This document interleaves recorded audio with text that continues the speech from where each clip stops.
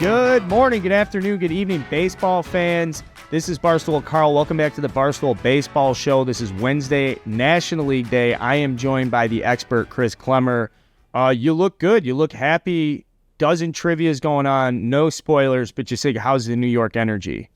It's great. It's great having everybody here. It's nice. Office is full. It's always more fun when there's people. Like a summer Friday kind of sucks. It's like me, John, Rich, and like two other people in the office typically. So it's nice on a day like this and yesterday when you have everyone here. Yeah, we did not qualify. We were the crown holders 2 years ago. Did not qualify. This year, a testament to the talent that's now in the Dozen Trivia tournament field. And I think that's a parallel theme for Major League Baseball as we get into the show this week. Talent is all over the place in Major League Baseball.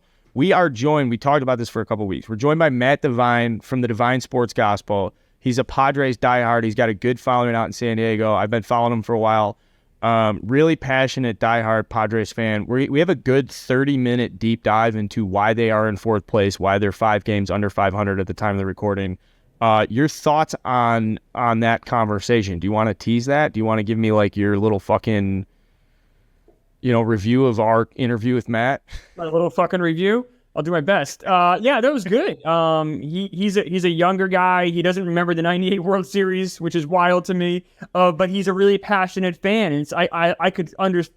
We talk a little bit like how what it means to be a fan of like a Padres who haven't had the best of luck the last, really their eternity. Since '69 they were created.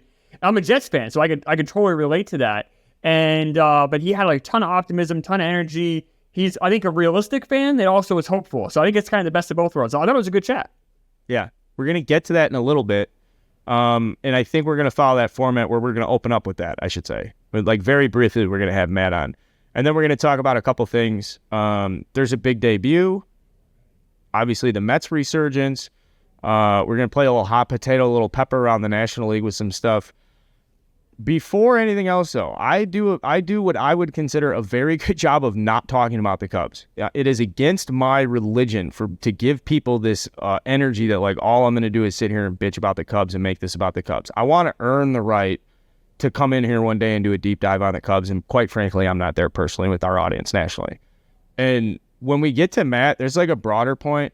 I want to use this show as like a side salad to how you consume your baseball team. Like you should have a go-to local podcast or a go-to local network for your team that you're following closely and all that stuff. When you want to come up for air and consume more of like a national scope or what's going on around the league, like that's kind of how we want to fit this show in. So I don't want to cram too much Cubs stuff down your throat. That said, the Cubs stink right now. Cubs freaking stink. And I don't want to do a deep dive segment on this later. I just want to acknowledge it right now. They have a hard time winning baseball games. They're fine statistically on paper, but they just can't win games. Yeah, they do stink right now. They're crashing back to earth a little bit. Probably kind of expected. I will give you some silver lining. You play the National League Central. Teams there kind of stink. Having said that, though, the Cardinals are getting better. But, you guys have a good week. It's not that hard to get back into this thing. You guys just got to pick it up soon. I'm a little disappointed with the pitching. The Mets are playing the Cubs. So, I've been kind of looking at the matchups here. You got Smiley, who still has good numbers. Stroman still has solid numbers, but, Jameson Taillon's kind of falling off. Steele was like Cy Young. Now he's kind of starting to drop down to a more normal, still very good level. So some guys just kind of, like I said, falling back to earth a little bit. I still think the Cubs are 78 to 83 win team when it's all said and done. I just think you're going to have some rough patches here and there. Is my point.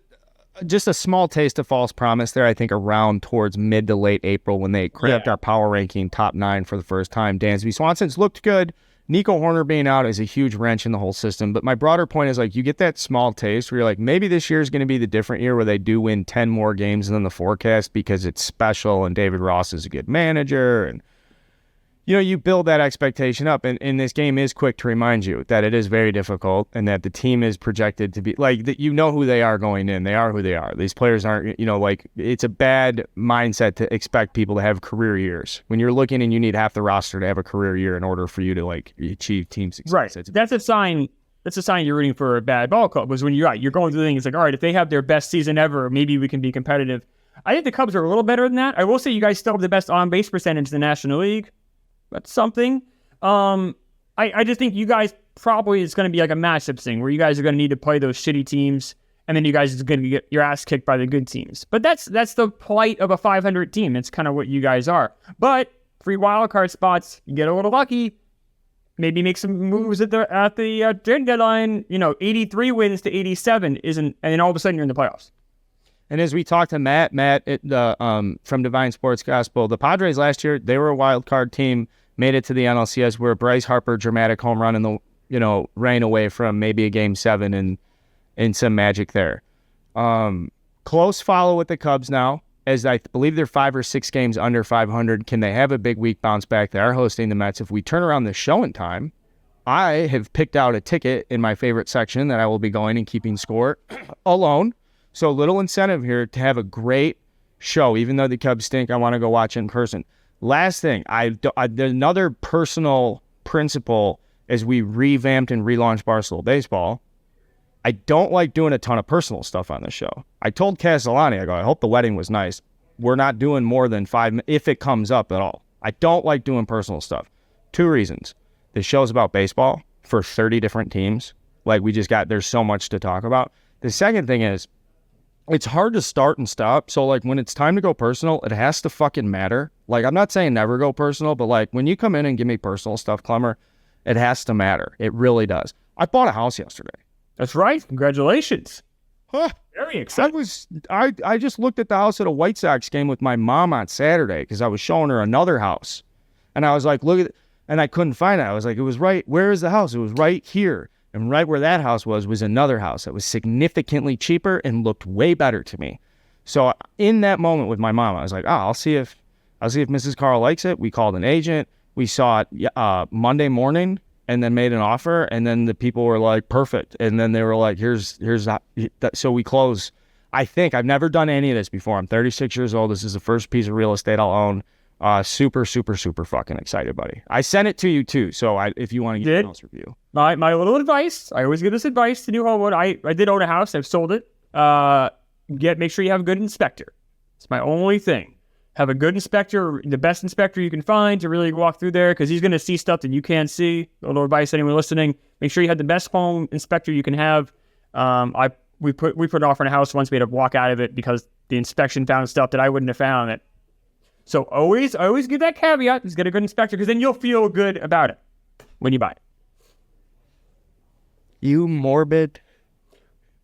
I'm trying to be helpful.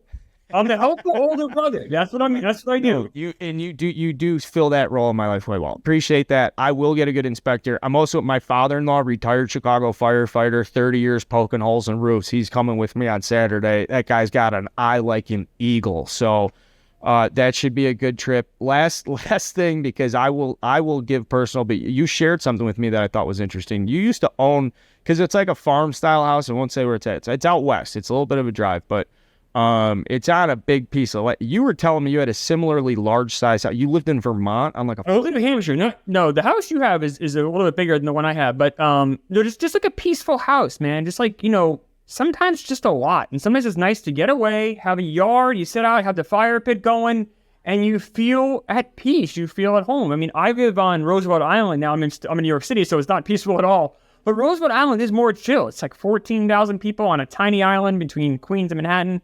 And it's just nice to feel like I'm not in the city all the time, even though you are. But it's just nice to get away. I said, especially where you can have that fire pit going, roast those marshmallows, listen to those crickets, and just chill the fuck out. Very nice. Yeah. Some people would say I could benefit from that. So I think you probably could. Yes. I'm one of those people. That's personal life talk. This is Barstool Baseball. It's Wednesday. It's a National League show. We're going to talk about the Mets, a little bit about Yuri. I want to talk about Trea Turner and the Phillies and stuff. But, guys, big story in the National League. To me, one of the biggest stories in the National League all season has been the San Diego Padres, and they cannot get it going. And it would be very easy for me to sit here and click my heels and say, told you guys so, that it would be shocking if they miss the playoffs. But there are some fundamental issues. And as we get into it, the pitching's been fine. Third best ERA in the National League, as you point out to Klemmer. So there's some deep issues, not the issues I think people realize. As we get into this, some thoughts? Yeah, just like I said, it's pretty detailed. We go pretty in depth. But if you're a baseball fan, I think hopefully you'll enjoy. Maybe I know I learned some stuff because I try to follow the Padres as much as I can, like every team, but you know how it is. There's 30 teams, and some of the West Coast teams sometimes can just be harder to follow for us here on the East Coast. So it was nice to talk to like a real Padres fan and kind of get that down and dirty vibe on how the team's doing. Well said. Let's get to it. This is Matt Devine from the Devine Sports Gospel, an absolute diehard San Diego Padres fan. All right, we're now in the interview portion of today's show. We're joined by Matt Devine from Devine Gospel out in San Diego. My favorite Padres follow, basically my only Padres follow at this point. Matt, thanks for joining the show.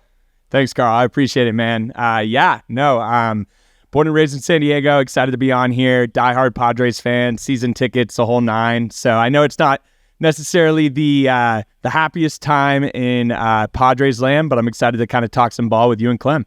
Yeah, well, this is like maybe not that best time for you guys, but it's, I guess, maybe a really good time, though, to be talking about what's going on because the NL is a very interesting division with what the Diamondbacks are doing. You know, the Dodgers seem not to slow down. And Klemmer and I have talked for the last couple of weeks about how we want to get a Padres expert in here. I've been following you this year. I really like your content a lot. I love you go to the games all the time. You're just like a diehard. You're exactly what it should be. Young guy out spending his disposable income on Padres tickets.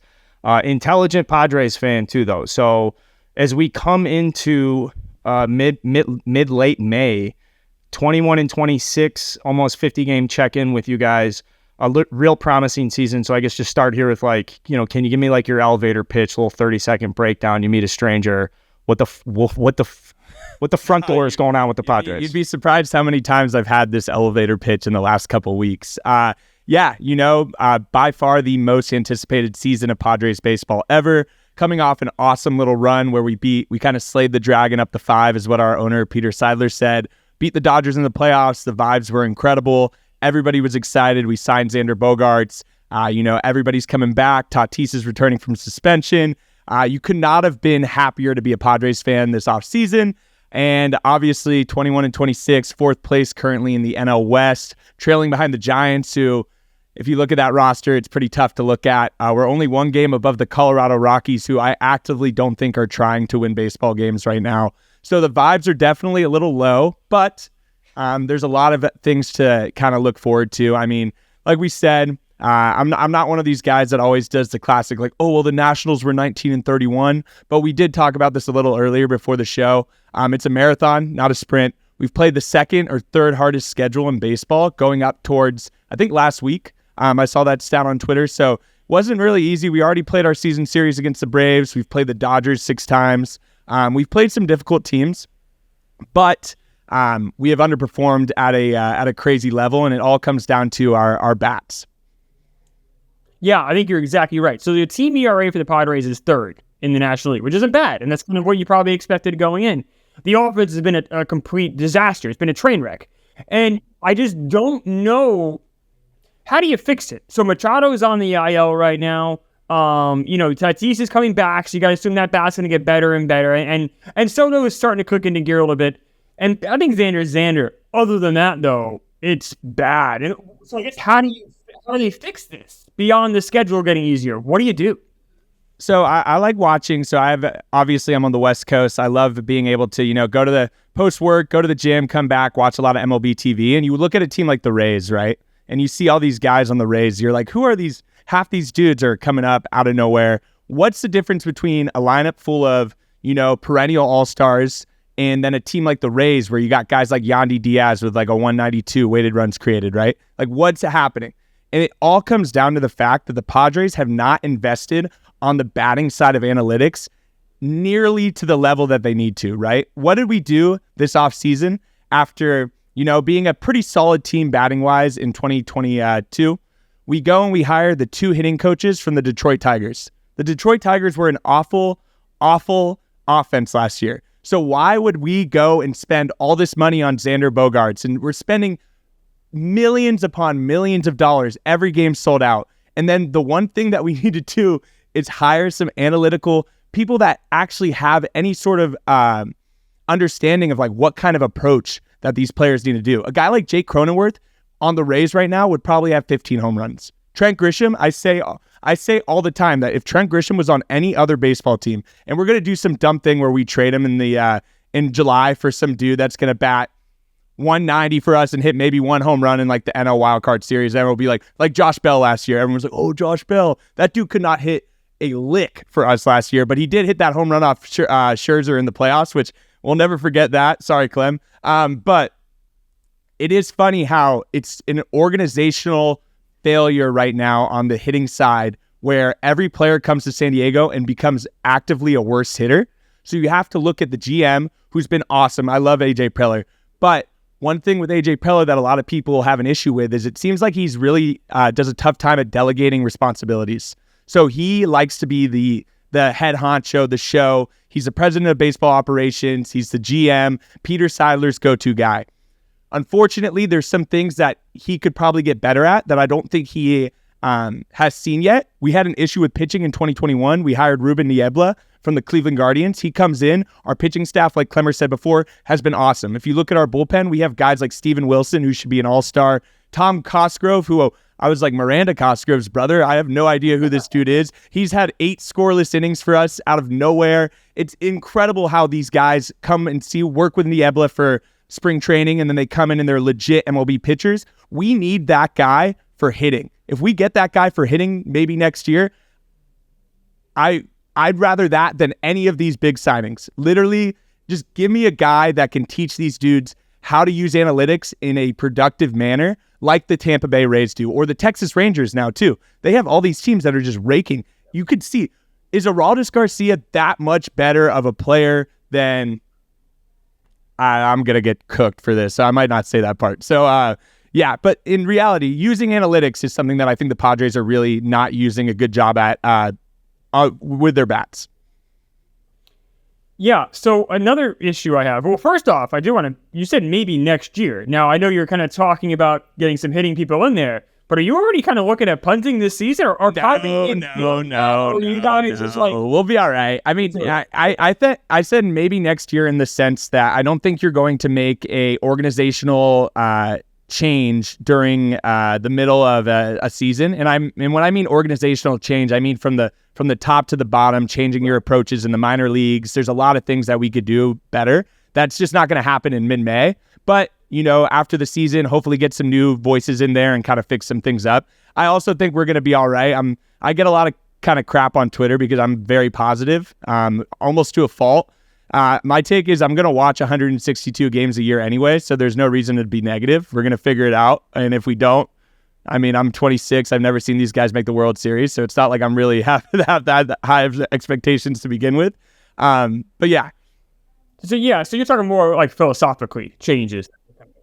I got to say, you talk about being positive, and hey, I'm going to watch 162 games anyway. We have a guy here in our office, Frank Fleming, who has literally the exact opposite take on watching the Mets. He'll watch all 162, but he might say there's nothing to be positive about. I don't know if that's maybe your youth or if just Frank. I mean, everybody who's listening to this, everyone knows. I think Frank the Tank might be the most electric content creator of the past 10 years. All of my friends send us videos nonstop. The video of him ranting after Ottavino gave up that home run and them coming back to win. Like, you can't beat the Tank, right? But the average person, if you're going to be like Tank, you probably will stop watching baseball in like a month, right? Tank's a special cat. Just like how Tatis hits 500-foot home runs. I can't do that, right? But like Tank's a special cat. No one should try to be like Tank. He's his own beast. But I think if you're watching baseball, man, it's and with Twitter, you guys know, especially being like content creators, with Twitter, baseball becomes more of like a football sport in the sense that there's overreactions to every game, even though there's 162 games. So like, for example, I know, Carl, you're a Bears fan, right? You go 0-3 for the Bears start their season 0-3. That's hit the panic button mode. But if the Cubs get swept in April and they win the next 2 series, boom, vibes are high. But on Twitter, the overreactions start right away. So let's say we're playing the Nationals tonight and Mackenzie Gore goes 7 innings, 2 hits, 10 Ks, and we lose 4-1. Every single person on Padres Twitter is going to say, I can't believe we traded Mackenzie Gore for Juan Soto. AJ Preller's an idiot, all this stuff. Even though last August, people were about to make a statue of AJ Preller in downtown San Diego for doing just that. So it's like everybody's so reactionary. I would say there is going to be an argument tonight after. We're recording before tonight's game. I'm very pro Mackenzie Gore. I'm also pro Juan Soto. we're at a time in baseball that's it's a surplus of talent across the board, and I mean that, Oakland, Carl. But yeah, well, that they're doing that on purpose. You know that. they are. And I would like to make the point, even though it's the National League show, that Oakland has, I believe the American League this year will start, if you include the pitcher and the catcher, so 6 people in the infield, I believe 4 of those 6 those players will be former Oakland Athletics within the last 4 or 5 years. So, anyways, this is the National League. Big thing that jumps out when I looked at the Padres roster is the talent surplus. And one thing that really surprised me is I'm a huge Ha-Seong Kim fan. I'm like Korean King. I'm really big into him. And as an outsider, I had an overreaction. You want to talk overreactions? As an outsider, I had an overreaction to when you guys signed Xander Bogaerts, because I thought with Tatis coming back from suspension, why would you be committing so much money in a premium position when you were getting great replacement value from Kim? It just seemed like, not to say that you couldn't improve there, but like the money could have been spent elsewhere. Yeah, absolutely. Can you give me some insight into the acquisition of Bogaerts, moving Kim away from that and Tatis in the right field, and kind of that love triangle of position players? Absolutely. So obviously everyone knows that's listening to this podcast about the whole Fernando Tatis Jr. Situation, right? Gets suspended, PEDs, he's out. Before last, so in 2021, he was our shortstop to start the season. I think his shoulder was still messed up when he was playing. Like, he's an insanely talented defensive player at any position. But there, he made a lot of errors. Eric Hosmer wasn't helping him out. Carl, I know you guys just DFA'd Hosmer. You witnessed the Hosmer experience. He was a little lackluster at first base, but Tatis made, I think, second most errors in baseball that year at shortstop. So he gets hurt, and when he comes back, they put him in outfield. You could see he just could not care less about outfield, right? Like, he had a terrible attitude. Obviously, 22 happens.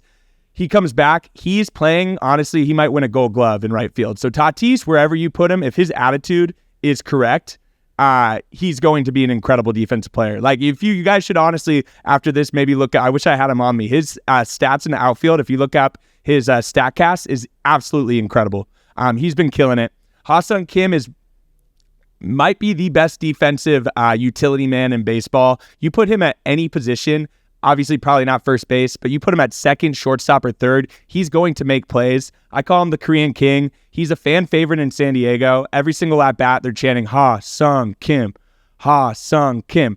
Unfortunately for Kimmy at the moment, and this might be also another reason because the Padres just are lacking in the analytics department hitting-wise, he hasn't been the best hitter in San Diego. He still has some pop. He can run into one every now and then, but Kim realistically is maybe like a 10 to 15 home run guy batting 240. He's a great guy to have batting 8th in your lineup and playing, second base or shortstop. The reason we got Xander is so that Xander will be there. We got Xander for offense more than anything, even though right now he leads baseball shortstop wise in outs above replacement. So he's been really good defensively. The issue is, I think Kim, he's currently in year 3 of his contract. After us signing Cronenworth, the most likely thing that's going to happen is Kim will probably go to another team after this, even though he's a fan favorite. I think they just don't see the offensive pedigree ever coming through to the point that they really need it to, even though, defensively, any team that gets him is going to be like, this guy's absolutely incredible. And like I said before with Cronenworth, you put Kim on the Rays, this dude's probably going to hit 20, 25 home runs a year and compete for an MVP. He's that good defensively. If you look at B-WAR, everybody gets in arguments about B-WAR versus F-WAR. No one loves anything in life more than B-WAR loves Ha-Seong Kim. He's our best player by far every single year. He had like 5.1 B-WAR last year. And then you go online and half these people are like, he can't hit, all this stuff. And sure, he's such a fan favorite. I absolutely love the guy. It's interesting. And affordable. Signed Xander. Extremely affordable. The Cronenworth deal pretty much signed away the fact that Kim is probably going to either get traded or, they're going to go another direction. We have Jackson Merrill, who's our top prospect right now. He plays infield. He can hit a little bit. So I feel like he will be the one eventually replacing Kim. But I mean, he's such an incredible player. I love Kimmy. Sure. I want to say this about Hassan Kim real quick. He's got an interesting 2025. He's got a $1 mutual option with a $2 million buyout, which I think is one of these interesting little how you guys are able to put these big deals together. Very interesting financial gymnastics there. Klemmer, what comes to your mind when you're looking at the roster at this point in the season? Yeah, I have two major issues with this team. And it's funny because this team, and I'm in a familiar situation. I'm a Mets fan. We spent all this money, and then in some ways we've gotten cheap on some things. And you're like, what the fuck are you doing? And honestly, two areas where we were struggling with, at least initially, one area we got a little better. Your catcher situation and your worst situation are nightmares. You guys go and get Nelson Cruz, who is about my age, which is bad. I'm old as fuck. If you have guys in your team that are my age, you got a problem. What are these gray hairs? That's not good. These glasses. That's bad. And then, the catcher, you already knew. You knew Noah. You know he can't hit. Obviously, he's gotten worse. He's been so bad. But, what can you do to fix it? Or is that kind of what you're looking at right now? Is all right, from April to Memorial Day, you kind of look what we have in your team. But we're almost at Memorial Day. Are you looking now as a fan and trying to figure out, how do we fix this? Yeah. No, Klemmer, you hit the nail on the head. I would say the three positions that the Padres lack the most are number one, catcher. It's obvious. We've been pretty much since Benito Santiago, which I'm not going to lie, boys, I do not remember watching him play. I think he swings out. He threw a lot of guys out from his knees. He threw from his knees. I'll watch some YouTube stuff, but I was not watching that dude. I'm 26. I was not watching Benito Santiago. He's the best catcher we've had. We haven't had anyone come close. If you look since 2015, I think it's Austin Hedges leading F-WAR. Austin Hedges, great defense, sucks at hitting. Victor Carantini had the most home runs, and that dude was a backup catcher, dog. He only caught for you, Darvish. The Padres catcher position has been absolutely terrible. It's a black hole in our lineup. Austin Nola, who came up actually clutch in the playoffs a little bit. He had a couple clutch hits, but overall can't throw anyone out. He, he struggles at pretty much every facet of the game right now, and it sucks. I try to be a positive guy, but that's a black hole position. I don't know exactly. Unfortunately, too, you look at baseball right now, there's not that many viable catching options to trade for, so we're kind of screwed, right? What is a good catcher these days is an evolving question now with the rule changes, because you don't have to spend it's historically overpay for offensive value behind the plate, but now I think you're going to see the value for a catcher totally shifting to the guys that can A, control running game, and B, also manage a pitching staff with a pitch clock, which I think requires a little bit more of a veteran touch. And I'm sorry to cut you off like that, but I thought Nola was that guy. Or am I wrong? Or was it Hedges? Or who should I be talking about? I'm fucking lost on the same. No, so they're all the same. Unfortunately, Carl, you're not wrong. They're all kind of just models, different models of each other, right? Just guys that can't really hit, that we traded for at their peak, and just have been down hurt. So the Austin Nola trade is definitely one of those that San Diego Padres fans don't like talking about. We traded for him in the 2020 trade deadline, obviously 60-game season. Nola had an incredible month with the Seattle Mariners. We traded Ty France, who has been a cornerstone of the franchise for the Mariners. Andres Munoz, who's one of the most underrated relievers in baseball, probably maybe wouldn't have traded for Josh Hader. He's incredible. Taylor Trammell. There's a bunch of guys that are performing for the Mariners. I was actually just visiting my sister in Seattle, and a bunch of her friends are Mariners fans, and they were giving me grief about that trade too. But I have nothing against Austin Nola as a person, but he should not be a everyday starter in the major leagues at catcher right now, and especially for a team that had World Series kind of aspirations. Our backup catcher, Brett Sullivan, went to my girlfriend's high school, so shout out Stockton. But he's a backup. He's a backup 29-year-old, right? First year rookie. So it's we don't have an answer right now. That's a huge. I have one for you. Yeah, let me hear it. So Omar Narvaez, I always mispronounce his name. Mets got him. We have Alvarez now, who's hitting the cover. We have Nito, in theory, would be his backup. Now, Narvaez is hurt, but he in theory will be better by the trade deadline. The only problem is he signed to a 2-year deal. But that could be an option. He's not Mike Piazza. He's not Benito Santiago. But he's someone that could go in there and potentially fill a gap. I don't know. we just need a guy that can eventually run into one, right? Bat, give me a guy that could bat 240, play solid enough defense, and maybe throw a guy out every now and then. Like, you guys, you could see the stats, but unless you watch every game, you really don't realize how brutal it is to not have a catcher that can throw anyone out. Pretty much anyone that steals on the Padres is, I'm not saying our pitchers are the best at keeping guys on either. There's a couple guys that definitely could do better at that. But any single guy with, average speed is stealing a bag on the Pods if they want to. Now you have a runner in second, no outs, right? It changes the entire mindset of the pitching staff. Yeah. Then at least if our catcher could hit, we'd be like, we'll get one back here, right? Our catchers can't hit. So it's like, dude, it's brutal to have the third highest payroll in baseball and have such a black hole there. Also, center field, Trent Grisham, another high kind of topic. I know the DH, Nelson Cruz, Matt Carpenter. Cruz was a $1 million. Like for baseball today, it was just kind of like a throw-in. If we ever have to DFA him, we will. He started off, he had a really good game against the Braves on Sunday Night Baseball too. So shout out Nelly for that. But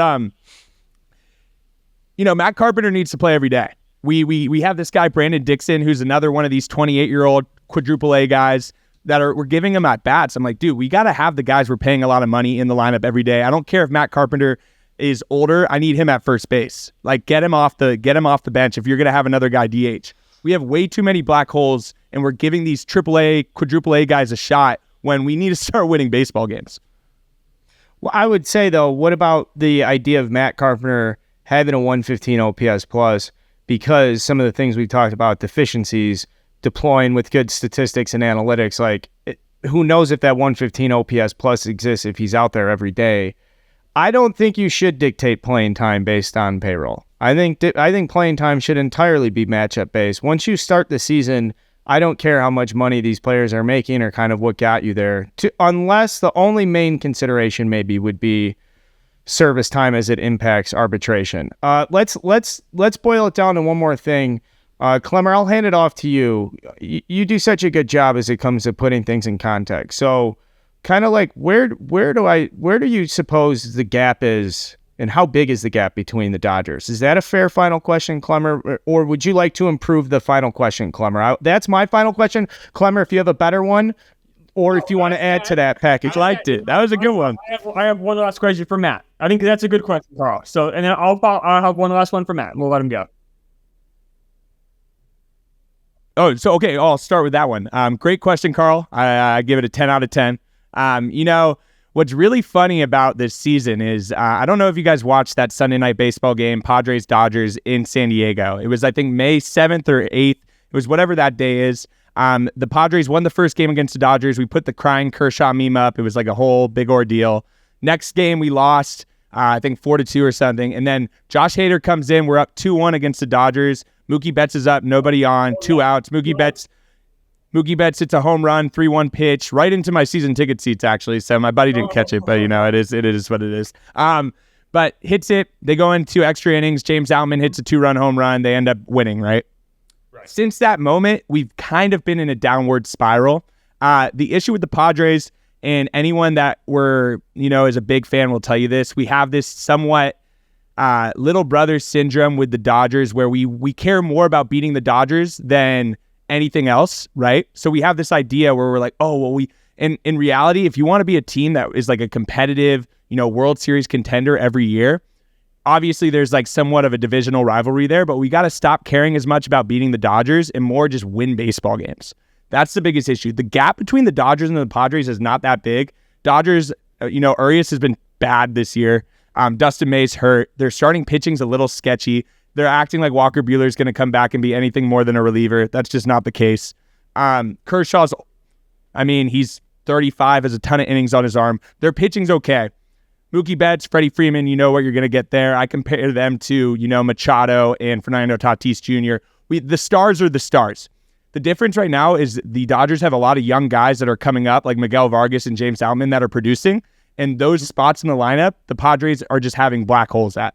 The catcher spot, the Will Smith, the difference between Will Smith and our catchers is as big of a difference as possibly in baseball. Will Smith, I hate giving Dodgers credit. Will Smith is so underrated. It's absolutely insane. I feel like he's just in a lineup full of stars, so people don't talk about it. A dude that can hit like that is the most if Will Smith was on the Padres, we might be having a way more positive talk right now.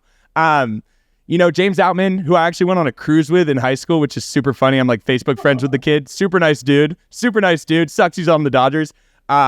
He's a center fielder. He's killing it. Miguel Vargas is good.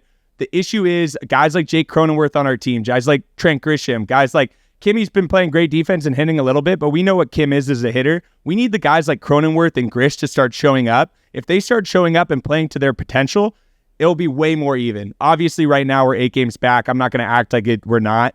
The Dodgers are a great team. I will say, April through September, the best team in baseball. October, they kind of tense up a little bit. We all know that. But I think the gap it's definitely a gap right now. But I bet you if haters pitch to Mookie's a little different, we are having a completely different conversation. I think there's a mental thing there where sometimes the Padres kind of tense up when they play the Dodgers and they just can't get out of their head. All right. Some of that's fair, I think, Matt. I think the Dodgers are a couple levels maybe than you give them credit for. You're a Padres fan. You gotta hold that line. My last question is kind of like what it's like to be a Padres fan. So I have East Coast bias for sure. I don't know a lot of Padres fans. I root for the Padres a lot. I think the Padres are just a fun team. I love the stadium. Petco is incredible. But the Padres are one of the worst organizations in baseball. I mean, they just I'm talking historically, not right now. Right now, you finally have an owner that's committed. You have a lot of really good things going. You guys are definitely on the right track. But what is it like? In some ways, it must be because you said you're a younger guy. I remember the '98 World Series. I know Carl does too. You're just too young. But so I'm a Jets fan. The Jets are horrible, right? And I've never seen the Jets go to a Super Bowl. Just the idea of the Jets going, not even winning, just going makes my brain explode. Like, it must be the same way with the Padres, right? And is that kind of the feeling among Padres fans? Or you guys are the opposite of spoiled. So when you guys get success, it must be so good. What's that like to be a Padres fan? Clem, that's a great question, man. Both your questions were spot on. There's a reason why you're the head dogs at Barstool Baseball. Those were really good questions. I will say, obviously San Diego, right? I'm 26 years old. I grew up. The Padres had made, I think, 2005, 2006, we won the NL West. Other than that, pretty much I was like in 4th grade, right? We got Albert Pujols just dicked us down, right? Just absolutely murdered us in that like NLDS. And then we didn't really make the playoffs ever since. The Chargers leaving in 2017 was a really big deal in San Diego. I was a diehard Chargers fan, Phillip Rivers' favorite athlete of all time. We don't have to get in that conversation, but them leaving was a huge detriment to sports in San Diego. Obviously, like you guys said, Padres have historically been the worst team in baseball pretty much. The Chargers at least had some fight, right? We had those LT days. The Qualcomm was packed. Jack Murphy back when the Tony Gwynn was there. There was some hope.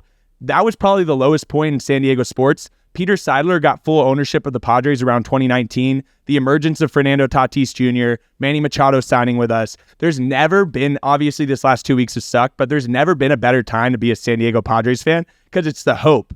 You know that Peter Seidler's investing in that city. We have more sellouts at home right now than wins at home. Like, the city is buzzing. The city is buzzing. Us beating the Dodgers in the NLDS was such an incredible moment. I was at game 3.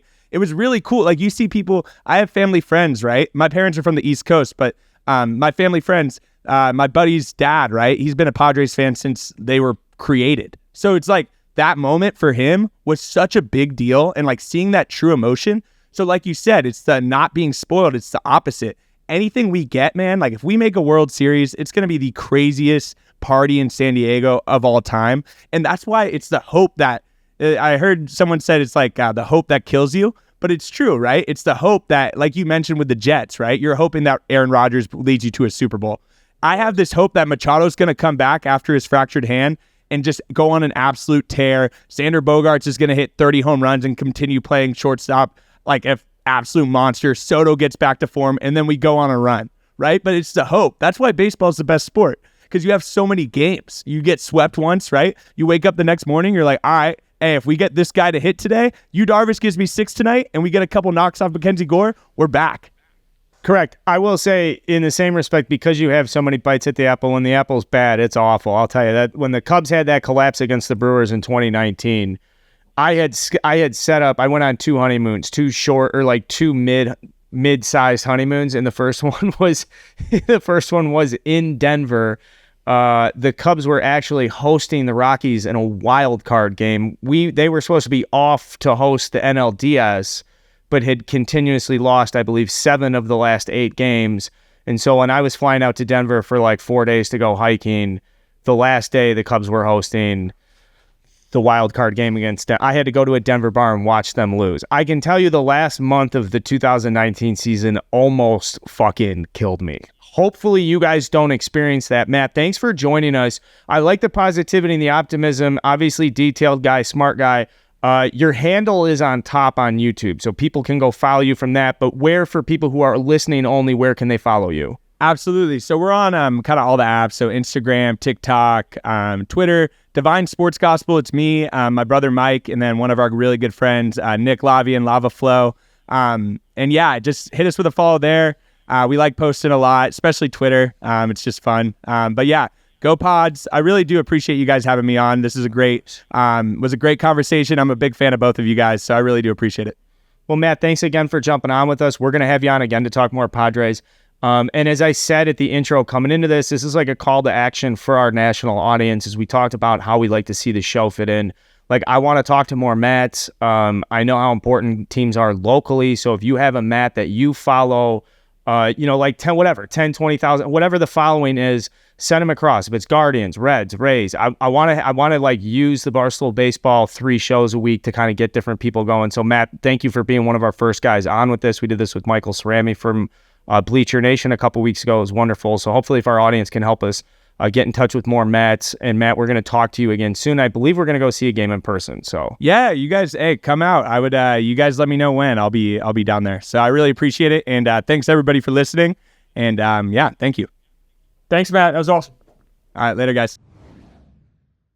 All right, that's Matt from Divine Sports Gospel. And I know I'm biased because that's our podcast, but I really like the vibe of that local touch and flavor. Like, he has the passion and the energy, sits in the outfield seats every day. He's spending his paycheck on it. Like, that's the guy I want to know what's going on with the Padres.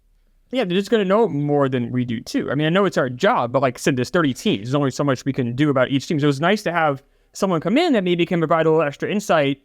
I will say the Padres, I should talk about this with Matt. Padres have some of the best TV guys going. Mark Grant and Don Orsillo are awesome. So I'll watch them on extra innings all the time, but there's still something to be said about going to those games, getting a vibe for how the other fans are feeling, what's the attitude like in Padres Nation, and that's something I just don't have my finger on the pulse like Matt does, so it's cool talking to him. Yeah, I want to be at a Padres game when Ha-Sung Kim's at play and they're doing the Ha-Sung Kim, because I'm a big fan of his. If they do trade him, by the way, Mets would be a perfect destination for a guy like that, because you need one player that can go to second for McNeil, short for Lindor, and third for Beatty, and not really crowd up the roster otherwise. Yeah, we kind of had, Louis Guillorme, he's since been sent to AAA. He's good defensively, just can't hit, where someone like Kim can kind of do it all. I doubt the Padres would ever trade him, or they'd be stupid to. But, oh my God, every team could use a guy like him. Those guys are so valuable to have, whether it be a great team or a lousy one. Every team can use a guy like that. He's just so versatile. I love guys like that. So let's get out to the NL East for a second, because there's a player right now in a team right now I think would trade for Ha-Sung Kim tomorrow.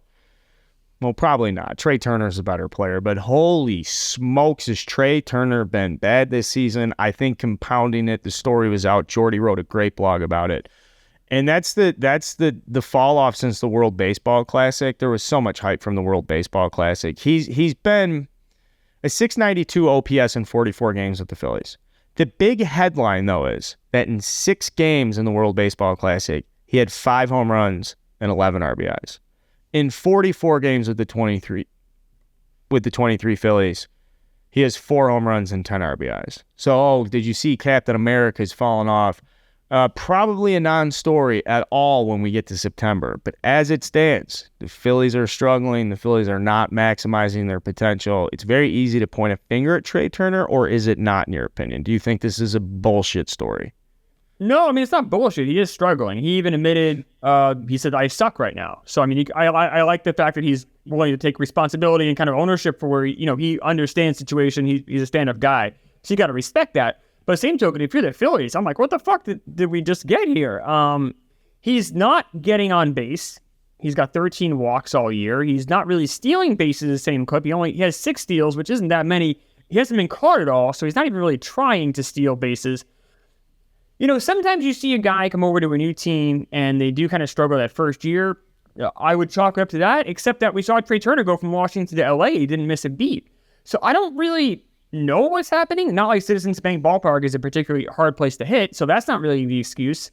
It might also just be small sample size. Look, we're not even a third way into the season.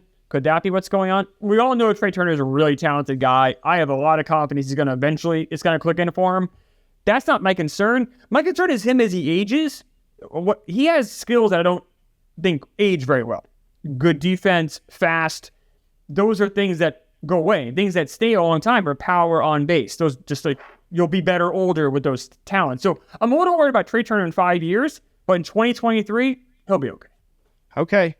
Here's a red flag though. And this isn't going to be in a box score. We brought this up before, I believe, at a power ranking show on a Monday. Trea Turner signed with the Phillies, didn't really talk to anybody, just went out there because his wife's from the area. They had the best offer from the area. They wanted to go settle with the family. If he's going to baptisms and first Holy Communions and he's got to pick up the Mastacholi and set up the folding tables for, if he's part of this, family, before he's out, in California hanging out and having a good time. I'm not joking when I say the family pressure and how much time they can take from him away from. Who knows? It could come out, a father-in-law needs help raking leaves or cutting the grass or something. Like Larry Bird threw his back out laying fucking concrete for his mom's house in French Lick. You know that story. And I'm not saying that happened to Trea Turner, but family stuff can get in the way. It can. It can also ground you, though, too. I mean, there's a couple different ways to look at it. I look at another, not to scare Phillies fans, but think about Carl Crawford. A speedster, goes from Tampa to Boston, and just right around the same age, I think at 30, I thought Carl Crawford was going to hit 3,000 hits. He didn't even have 2,000 in his career. So, guys, those speed guys can fall off, pretty quick, but I don't think that's the case with Turner. He's shown me enough where I think he's going to be okay. I really do. But with each passing week, I am looking at his stats and just getting more and more confused. But I'm not. I don't think the Phillies would take a do-over just yet. Now, 2 years from now, if this is still the case, then we got a real problem in our hands. But I'm willing to give Trea Turner a little bit more leash. I should clean up some strong language here in this segment. I don't think that the Phillies would trade for Ha-Seong Kim. I don't think Ha-Seong Kim is an improvement over Trea Turner. We're just doing transitions here, guys. And in the broader scope, I agree with you 100%. Trea Turner in 2023, when we get to the end of the season, you're going to see a great season stat line. But right now, it is a story. And part of what makes it a story, again, is the dominance in the World Baseball Classic. If he lays an egg in the World Baseball Classic or doesn't play at all, we're talking about a slow start. This is a little more tongue-in-cheek. Can you believe it's 44, 45 games in and he still hasn't done what he's done for the country? Can we stay on the Phillies just for a quick second? I think we owe everybody as part of the National League Roundup show to just do a little vibe check in here with Bryce Harper. So at the time of recording, Bryce Harper's hitting .313 with an .890 OPS. Just 2 home runs in 74 plate appearances, but coming off a major injury. The impressive thing, obviously, a .405 on-base percentage after not really seeing pitching at all. Just rehabbing himself, looking in a cage. As he gets going, the rest of this lineup gets going. And just looking at the composites across the lineup, they're so fucking solid, man. This Phillies lineup, it's just top to bottom solid. Yeah, let's start with Bryce Harper for a second. So, Bryce Harper, not only did he not do an rehab stint, which is fine, we've all seen players not do that, he didn't have spring training. Now, he didn't have a single pitch in spring training. I can't emphasize how rare this is for a guy not to do spring training or injury rehab. I know we talked about in this show, I was a little concerned. I'm like, I don't know, will his timing be right? I was a little concerned, and the number one thing for that, of course, is batting average, right? Well, what's he? Nope, .313 average. On base, .405. He's still seeing the ball the same way. The power might not be quite there yet. That could also just be the injury isn't quite healed yet. That can be also this could be just small sample size. He hits 2 home runs in one game tonight. That slugging percentage is right where it should be. So he is so great. And I always say this about him. damn, we put Mike Trout's has a better career. But I'm just saying Mike Trout has overshadowed Bryce Harper so much that we forget about how great Bryce Harper is. I don't like the Phillies. I'm a Mets fan, but I really hope in a bizarre way somehow he can get a World Series ring eventually in his career, because he's one of those all-time greats. He's going to be a first ballot Hall of Famer. I just think the world of Bryce Harper as a player. I just think he's so great. I hope he wins a World. Maybe somehow the Mets can get him win a World Series. I don't know. But I want him to get a ring before it's over. I just think Bryce Harper's awesome. So Bryce Harper is one of the rare athletes, not just baseball players, where like entirely lives up to the hype. As a teammate, as a guy off the field, no one has said a bad word about Bryce Harper ever. And my last co-host on this show knew him quite well and was like, it's all true. If anything, it's like understated how great of a competitor and teammate. All he wants to do is win. And it's I don't know, man, as like a fan, as a guy who I love this game so much, and to know that one of the best players is showing up every day with a smile on his face, like a little kid just going out there to rip your head off so he can like add a trophy to the wall. Like, that's awesome. He was in the cover of Sports Illustrated when he was 17. And like, I don't know, has he ever been in trouble with the law ever? Have we ever heard at least no thing? Like, that's pretty good, man. Because like, how does your head not get... If you were a high school kid, when I was a high school kid, I was a moron. I mean, you could say I'm a moron still today, but like back then I was a real moron. If you put me in the cover of SI when I was 16, 17, I would think my shit doesn't stink. I would be running around like I'm the king of the world. For him to kind of keep it together, keep it level, work really hard, become a Hall of Fame player, also not being a complete asshole off the field, that's pretty admirable. I don't know. I said, I wish he wasn't in the Phillies, or he's always been in my division, the Nationals or Phillies, because man, I just think the world of Bryce Harper. I think he's awesome. He's so great for baseball. The contract's like kind of reasonable for him. 13 years and $330 million. Like, yep. It's like, hey, even if he gets hurt, don't worry, he'll be back in twice as fast as the normal human being. Right. And like, it's another thing too. Like a lot of guys, I think of like, I'm gonna go way back here, but like George Foster, right, with the Mets, like he didn't really give a shit. He got this huge contract. This is back in the 80s, but like he was just like, didn't really care. And then so Bryce Harper already has his money, but he still busts his ass, doesn't do a rehab stint, isn't able to go to spring training, rushes back to help his team. Like the guy just loves baseball. Like, and so when you're great players love the game, that's all you can ask for. Amen. Well said. Well said. And he's been consistent since he's come back too. It's not like since he came out of the fucking womb.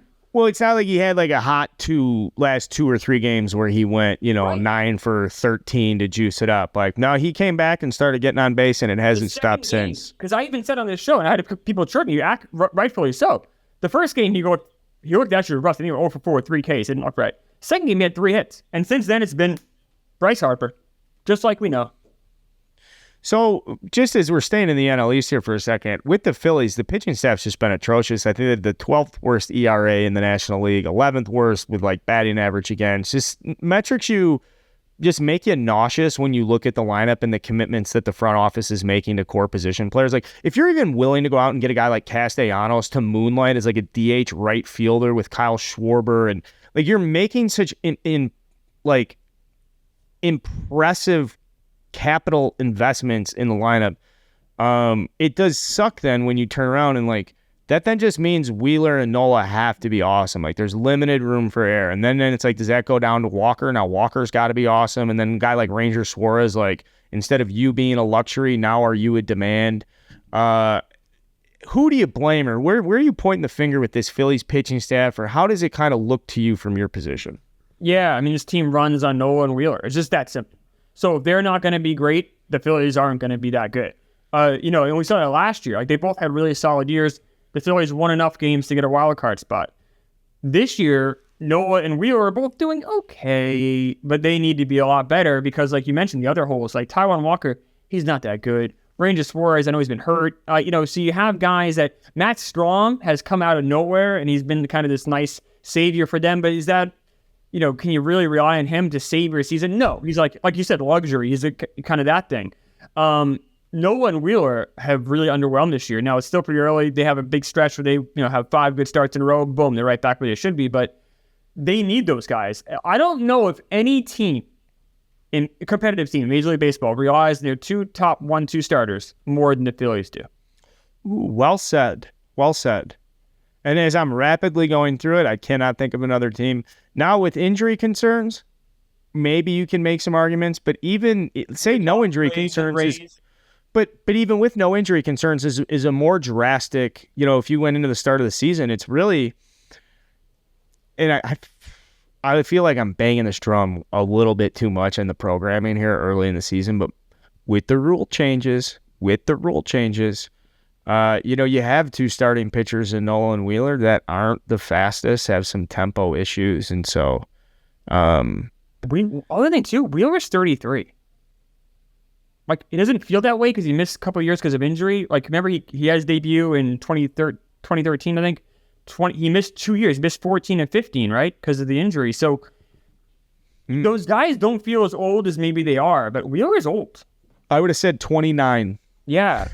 I would have shaved 850 innings off of his career. Well, he hasn't pitched that many innings because he missed those years. But there's other things, Carl, like the other things, like you turn 30, in your 30s, you start to feel things a little different. Like things can break a little easier.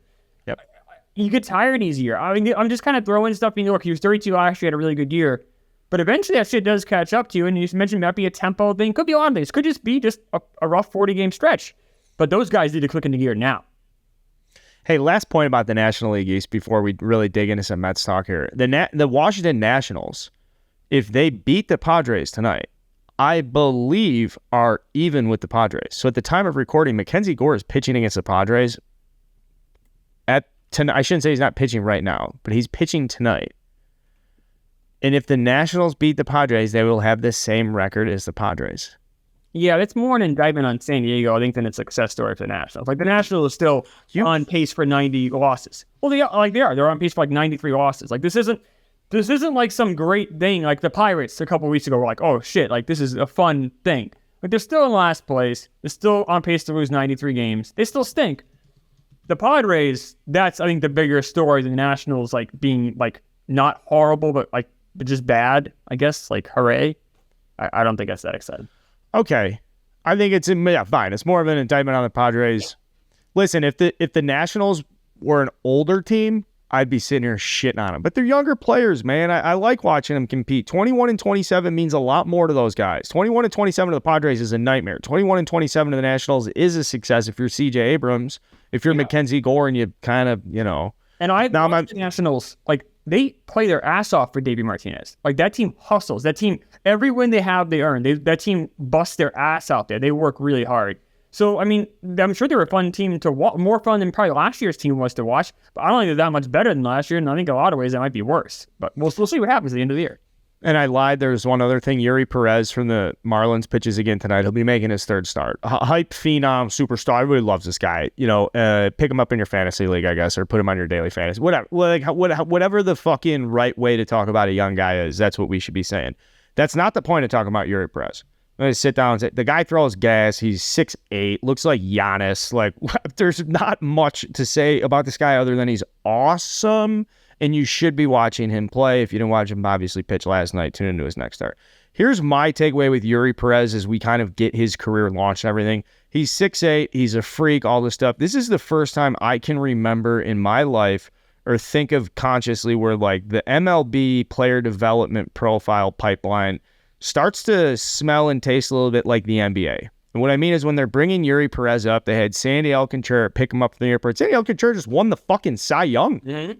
And you got this dude picking him up at the airport. Not saying you have him. I'm sure Sandy wants to be a part of it. But that's a broader thing of the culture with baseball where this is a sport where, like, carry the backpack, go sit in the back of the bus, don't say shit to anybody. You haven't done anything.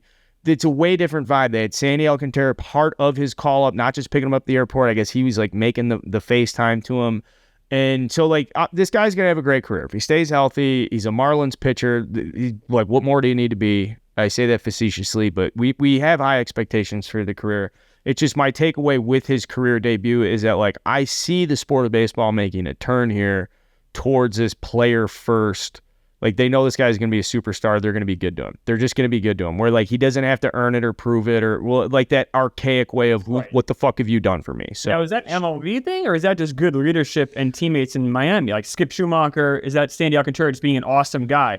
I think back to 2012, when Matt Harvey joined the Mets. So he joins the Mets, touted prospect, big-time deal. Him and John Roush, remember John Roush was like a giant 6'10" guy. They went like face to face, or maybe for Harvey's like, nose to navel. I don't know. But Roush was just chirping him. And finally Harvey's like, I had enough. And like basically was like, what step outside kind of thing. And that finally earned the respect of the clubhouse with Harvey and people. But he needed to do that, which is like kind of shitty. Like, it's hard enough starting a new job, starting a new place. What's more intimidating than becoming a major leaguer for the first time? How much nicer must it be to have the best pitcher pick you up at the airport, to have the guys know they have your back? Like you talk about, like, especially you read books from the 70s, 80s, some of the ways they would just like, haze these guys and all this kind of, some of it was fun and playful. Some of it was really mean-spirited. R.A. Dickey got, when he was with the Rangers, I guess Tim Crabtree was just an asshole to him. So like, you have some of these guys, it's like, that kind of sucks. It must be a lot nicer when you have, and every team should be like the Marlins with this stuff. And maybe they're going that direction. Why not embrace the young, talented guys? Why are we making them feel like shit? Seems weird. Because the turnover is so high, that's why. And some of these guys don't pan out, that's why. Now the conversion rate's starting to turn, though. I know. So. I hope it is. And Perez, I gotta say, he's looked good those first two starts. He's got a world of talent. That's the most important thing. But maybe other teams will see how they're treating this guy and be like, we should all do this. Like, there's a way to treat people. I agree. I don't disagree with you. I think within the framework of Major League Baseball, professional baseball, it's still a gap that they're trying to close. It's archaic. Now, I was watching a 1992 Cubs-Pirates game last night. There was like a legendary brawl or something. And it's Mark Grace at first. It's Ryan Sandberg at second base. Jim Leland's in the other dugout. I'm just thinking, like, the stories and how mean these guys probably are and what these clubhouse environments are like. So as we talk about Yuri Perez here, like Yuri Perez walking into a 1992 Pittsburgh Pirates clubhouse, no one's being nice. Maybe like Luis Garcia is coming up to him and being like, "Hey, buddy, what's up? Fucking don't say shit to Jim Leland." But otherwise, it's a turn for the sport. I don't think it's just the Marlins. I think it's a turn for a sport, and I think you're going to see more of that. I think, I hope you're right. I hope you're right. I think we are, though, Carl. I think you're right. Because you think about like some of the stories we heard as a kid growing up with, like, what they would do to rookies, and you don't hear it as much anymore. But are teams making that extra step to have Sandy Alcantara, who by all accounts is a really good guy, take him under his wing? Like that, and props to Sandy for doing that. Like, that's huge. Yes. Like, that's what a great way to welcome someone to their new job. That's awesome. And that's a great corner to turn with the established guys, because a lot of those guys, once they have their success, are quick to remember who was not there for them. That's like a big, like, okay, well, now I'm the fucking man. I did it on my own. You're quick to remember all of the stuff you've done on your own. So we'll see. Sandy, I'm a big Sandy guy. And at time of recording, Marlins, they're just such a solid 86 win baseball team that could get dangerous and scratch 87. Let's talk about a team that now looks like they could win 90 plus, and it's the New York Mets. And if someone listening wants to make a meter, and we can do like a weekly meter where Klemmer's at on like the Scoville scale or whatever the fucking thing's called, but what's going on, bud? Yeah, it's great. Good time to be a Mets fan right now, finally. They've won 5 in a row. Every single win was a come-from-behind win. Every single win was a one-run win, which is weird. I went to a couple of those games, including the Friday night game, which is wild. It's just been, they had the series of the Rays, and then they go into the series of the Guardians. You got Lindor hitting game-winning hits. Alonso's hitting grand slams. But the most important thing is that Sunday game, doubleheader, you had Scherzer pitch 6 shutout innings. Nightcap, you got Verlander throwing 8 one-run innings. So it was great. And the other thing, too, Marte had a home run. Marte also had a single in that Sunday game. It was the best swing I saw him put on a ball in a month and a half. If you're telling me Marte, Verlander, and Scherzer are all going to be who we think they are and who they should be, the Mets are a great team again. You also have the baby Mets. Everyone's talking about Brett Beatty, Mark Vientos, and Francisco Alvarez. Those guys have all been producing especially Beatty and Alvarez have been great. Like, so there's a lot of good vibes around the Mets. The Mets are a pretty soft week coming up. The Cubs for 3, and then the Rockies. So hopefully we can make some hay here. I think if the season ended today, I know it's May, people are going to chirp me for this, it's fine. They're only, I think, a half game out going into tonight's game of the wild card. So, we're right in the mix despite playing so badly. I think this, obviously, that's all good stuff. So this is as optimistic as I've been since the second week of the season. Well, is that a good thing or a bad thing, though? Because do you feel like you're going to get your fucking heart ripped? I'm sorry, I got to cut down the F words, but I mean it from a passionate spoiler. Like, are you, if you get sucked in now, are you going to get the heart ripped out later? Like, is it real? Fuck no. Carl, this is why we do this. This is what it means to be a baseball fan. If you can't enjoy the good moments, then what are we doing? Have fun. It's good. It's a great thing. No, I don't mind becoming invested. Look, I'm 43 years old, man. If I get emotionally invested in stuff, that feels good. Like, it's not as easy as it was when I was in my 20s and teens. Like, it takes a little bit to get emotionally invested in stuff. You get old, you get calloused.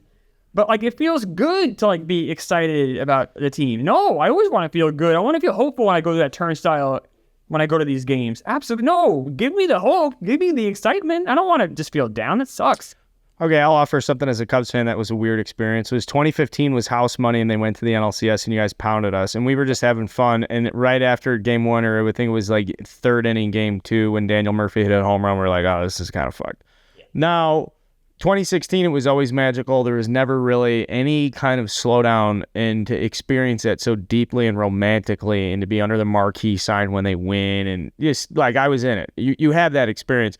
And then to go to 17, you go into the playoffs, you're like, they're good enough to win a DS, but I mean, could they beat the Dodgers? And we were dead on balls each time. Each time it was so accurate, and then it just was over. And so now as I come back and I start to look at the Cubs, rebuild it, maybe I'm playing like that. I've got the fool's gold narrative in my brain that like I know what a team looks like to win a championship. So you're helping me, because now as I say all that out loud, I feel like a stupid moron. Yeah, I think it's good to have hope. I think it's also good to be realistic. The Mets are realistically, they won 101 games last year. They're a good team. If Verlander and Scherzer can pitch their potential, I don't think it's foolish to be optimistic here. It's not like I'm rooting for the A's and I have this like, the Mets are really good, but the Mets are also really old. So if it falls apart, it can fall apart quick. And we saw some of that last month. They need to play like they can play. But right now, I'm pretty hopeful. Do you see Jared Kelenic stats at all? I know he's a Mariner guy, but like, is that something do Mets fans track him passionately? It's funny, not as much as you'd think. So he's obviously become like a world beater after being horrible, after being like the worst hitter I've ever seen in baseball. He's starting to become very good. And you think it would be more concerning. I think what helps is Robinson Cano gets a lot of the shit for that trade. So he's already kind of like the scapegoat. Diaz was so good. Obviously he's hurt now, but he was so good that it kind of excuses the deal in a way.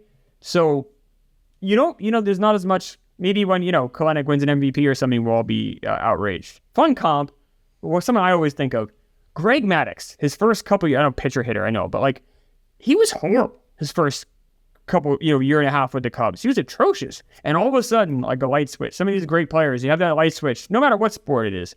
You give the guy enough rope, sometimes he can become a legend. And I think this is more the real Kelenic than the guy we saw before. He's very good. And a young kid too. Like, especially when you're north of the Mason-Dixon line, and I don't say that facetiously, I mean that. Like, some players just need a little bit more seasoning. Wisconsin kid, probably playing 18, 20 games right. Max, probably spent a long time, cared more about the snowblower getting started in December, November or something in the house than they did about spring training. That's just the way some Wisconsin people are. That's real life. Look at Nimmo, like Wyoming, right? Like we got him out of high school. He was so raw that it took him a while to become the Brandon Nimmo we know who he is now. It took him a while to develop that power, to develop a good defense. He just didn't have enough reps. This is the National League Wednesday show. This is Barstool Baseball. A lot of big stuff in the American League that we'll be getting to on Friday. Maybe Klemmer's around for that. We'll talk about that later. I guess as we wrap things up, anything kind of off the top of your head, anything you want to close with, passionate about, away from the Mets, league-wise? Like last week when you were talking about the Nationals, something that came across to me was like, I should probably always give Klemmer an opportunity to set people straight in Major League Baseball. Has anybody pissed you off you want to set straight this week? Not really. The thing I'm most watching, and it's not, I guess, not emotional answer you're looking for, more analytical, but like the pitching staffs of some of these teams, including the Rays.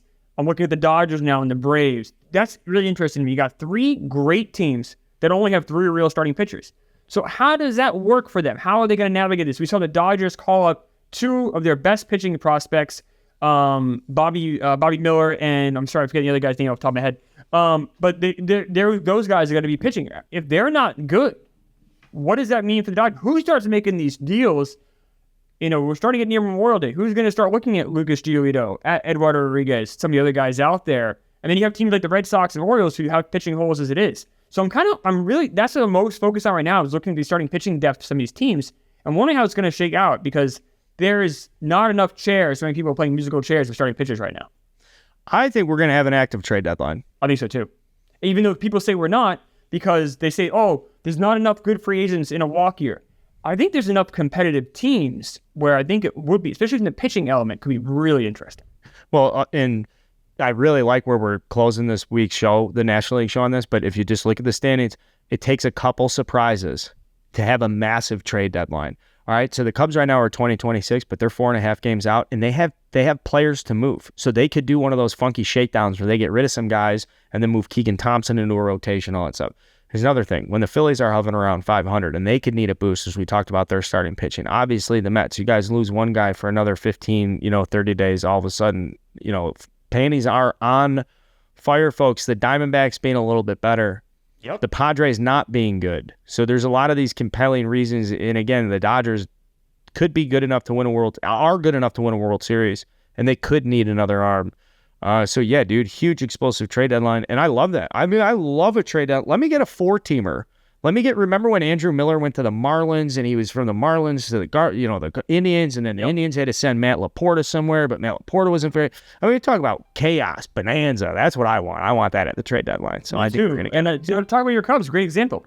You're telling me a good team doesn't want Marcus Stroman? You're telling me a good team wouldn't take a Drew Smyly?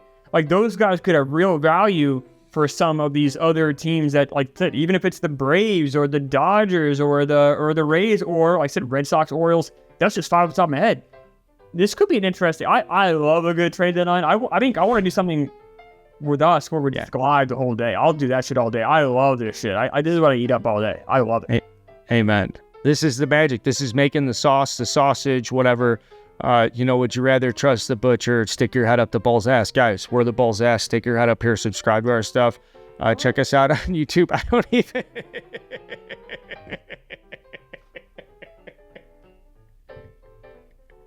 That was a great fart. That's what I'm good at. Some of my skills. Just real squeaky. This is that. I had to come out. This is Barstool Baseball. That's Klemmer's ass. Subscribe to the show. It's the National League show Wednesday. We will be back. We will be back on Friday for the American League show led by Chris Castellani. Until next time, we'll see you guys then.